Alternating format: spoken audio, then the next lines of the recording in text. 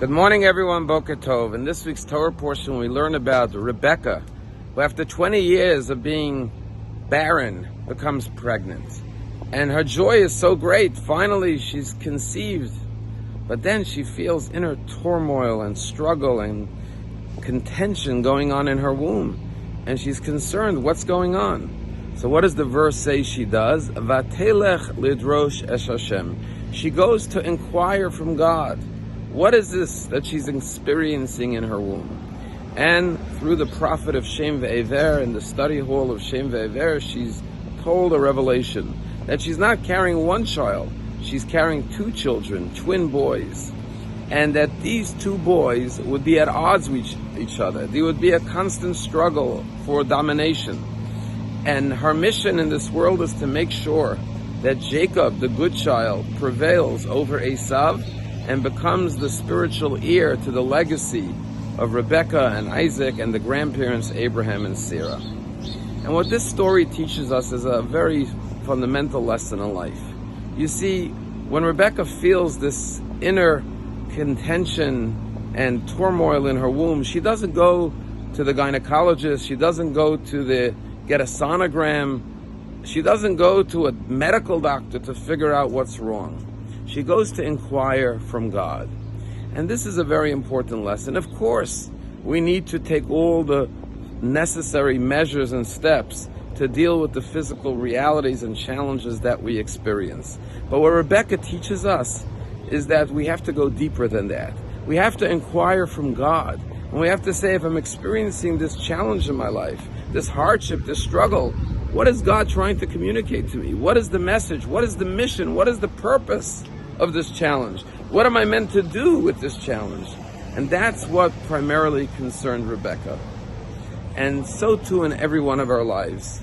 We all face challenges, but instead of just thinking they're random or accidental or coincidental, Torah teaches us to always inquire, what am I meant to learn from this experience? What am I meant to gain?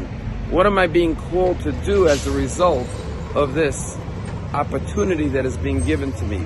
Not a challenge, but an opportunity. There was a big kinus, a gathering of shluchim, emissaries of the Lubavitcher Rabbi in New York this weekend. And the banquet on Sunday had over 6,500 people, Chabad rabbis from all over the world.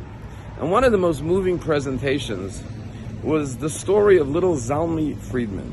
Zalmi Friedman is 12 years old, and his parents are Chabad emissaries in Israel. And his father told the story how when he was 2 years old, he woke up with a rash one morning. And they already had 7 children. They thought, okay, he has a rash. But then when the mother took him to the doctor said, this is much more severe than just a rash. He needs to immediately go to the emergency room. And suddenly Rabbi Feldman, the father of Zalmi, gets a call from his wife. I'm in an ambulance on the way to Asaf HaRofeh hospital. Meet me there. He runs out of the synagogue, drives over to Asaf HaRofeh. And when he comes there, he already sees the whole trauma unit is working on his son. And he was frightened. He knew this was something very serious. And finally the doctors came out and said, your son has a very severe bacterial infection. And we don't know what's going to be. We don't know if he's going to survive. We don't know. He may be blind. He may be deaf. We can't tell. And they stood outside the emergency room praying till the doctor came out and said, I'm sorry, we tried everything, but the only option is to amputate both his legs. And heartbroken, they had to consent for their 2-year-old baby to lose both of his legs. But Rabbi Feldman said that he said to himself, if God did this, there must be a reason, must be a purpose. And then little 12-year-old Zalmi comes out on stage to the applause of 6,500 guests, a standing ovation, and he walks on limping with his 2 prosthetic legs. And he goes on to speak to the crowd and say, I am an emissary of the Rabbi, and my mission is to show people that in life we could always look at what's lacking, or we could look at what we have. I could look at what's lacking, my legs. I have prosthetics, but I could also say, thank God I'm alive. Thank God I'm able to function as a healthy human being.